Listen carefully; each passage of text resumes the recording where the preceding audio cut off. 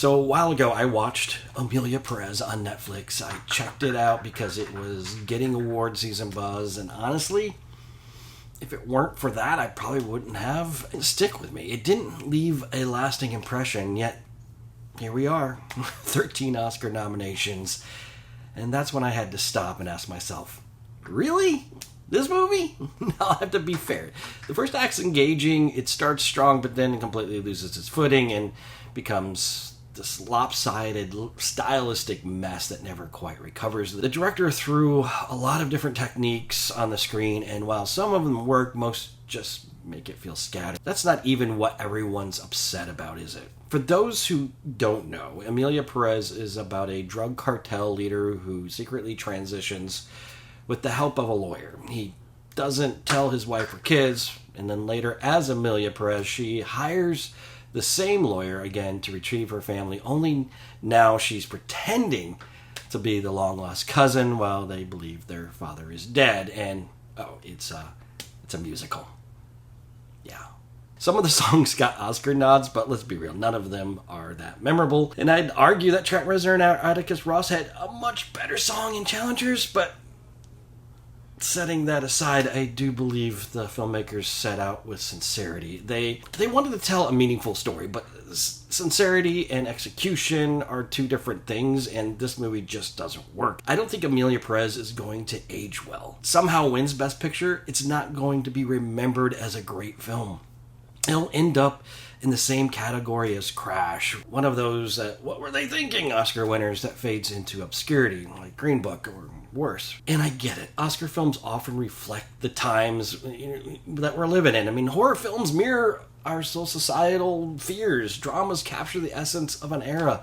And Emilia Perez is clearly trying to engage with the current conversation of trans identity and justice. The way it tells the story, it's not the movie we should be holding up as an example. It's clumsy, it's unbalanced, it actually weakens the conversation it's trying to elevate. And yet, despite all that it got 13 nominations, like, why? It's very real.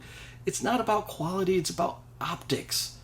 But if there's one bright spot in this film, it's Zoe Saldana. She's the reason to watch. She acts her heart out in this movie, and honestly, she's long overdue for some serious award recognition. She's been the queen of franchises such as Avatar and Guardians of the Galaxy, but here she finally gets to show what she's really capable of. And if she wins an Oscar for this role, I'd be okay with that. She deserves it. But everything else, I just don't get it. I just don't. And I know I'm not alone. There's a whole community of people scratching their heads wondering, what happened here? I know the Academy has its politics, and every category is voted on by their respective branch. Somehow, this film swept through with nominations that just don't make sense. Even Best Makeup?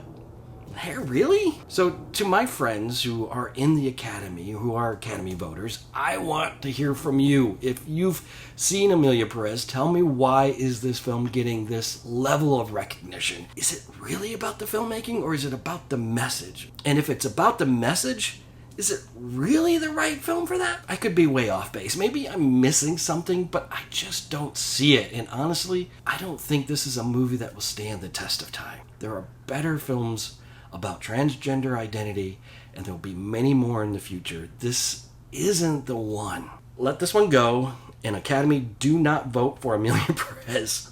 But hey, for those are just my thoughts. And tell me what you think. Let me know in the comments. Keep it civil, keep it respectful, but let's talk about this. And as always, I appreciate you going on this film journey with me, and please, be real. Emilia, it is.